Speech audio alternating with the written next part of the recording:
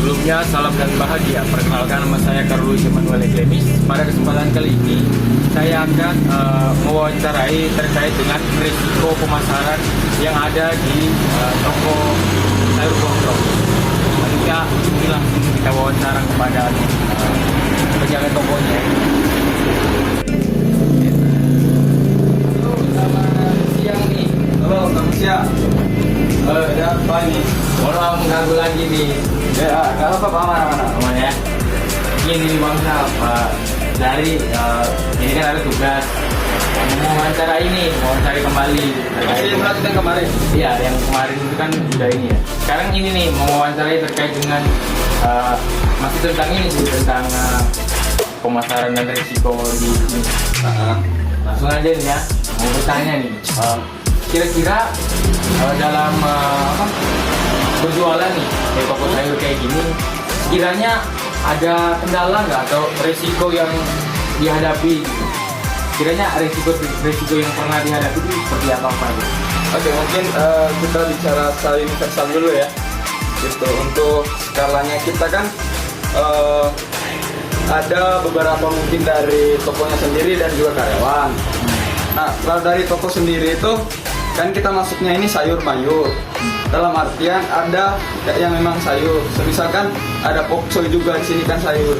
Yang bagian dari mayurnya mungkin ada buncit dan segala macam yang bentuk dari buah-buahan seperti itulah. Nah, mungkin untuk resikonya ketika kita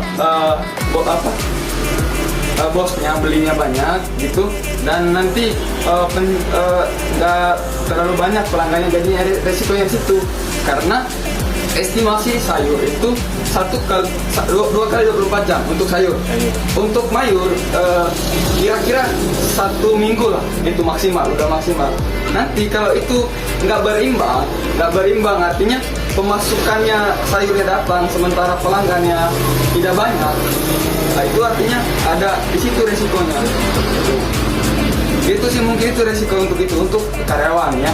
Untuk karyawan itu ada logistik sama di yang pemasaran. Untuk logistik yang pertama dia kan yang masukin barang. Untuk selama ini secara yang saya lihat itu pakai motor semua antar dari kota gede pagi-pagi subuh tuh. Itu resiko ya. Resiko itu bangun subuh jam 3 tuh. Sementara anak kuliah subuh. Terus resikonya kalau hujan juga.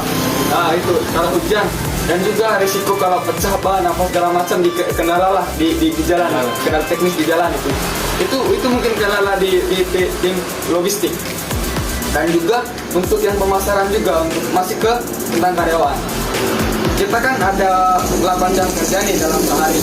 Itu kan kalau benturan sama waktu jam kuliah, itu artinya ketika kita yang masih kuliah inilah, nanti kalau ada tugas saat kuliah kayak gini benturan, itu artinya kita milih yang mana ini, karena ketika kita bisa katakan sikap profesional, artinya kita fokus ke kerja, artinya ada yang ditinggalkan gitu, berarti kuliah ditinggalkan gitu.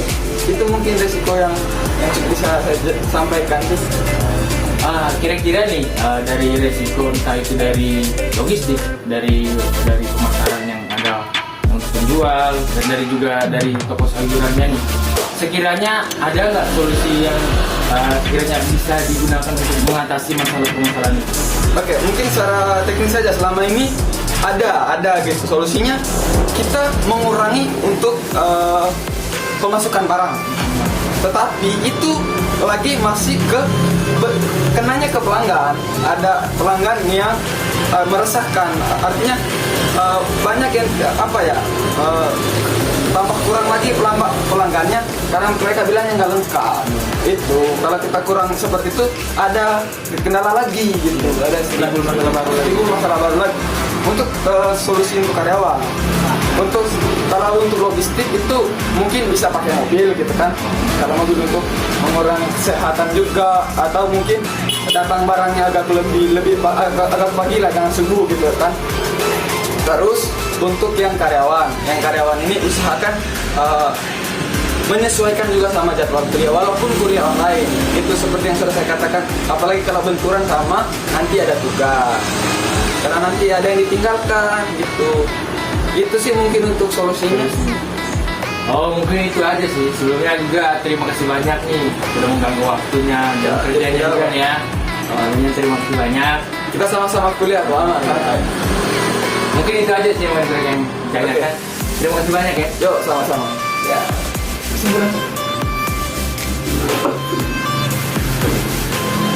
Nah, mungkin sekian dari yang telah dipaparkan dari penjaga toko sayur kelontong ini. Di sini dapat saya simpulkan bahwasannya permasalahan di toko sayur kelontong ini yaitu dari segi logistik dari yang pengantar. Mungkin kan sudah dijelaskan juga dari bahwasannya ketika pemasarannya terlalu mereka mengambil barang dari pasarnya terlalu pagi dari kota gede, sekiranya mungkin kendaraannya itu bisa diganti dengan mobil supaya pembawaannya lebih ibaratnya lebih mudah.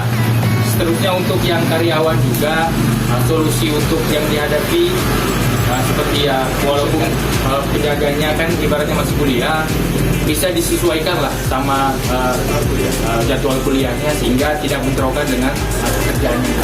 Mungkin itu yang bisa saya sampaikan. Akhir kata, salam. Terima kasih banyak.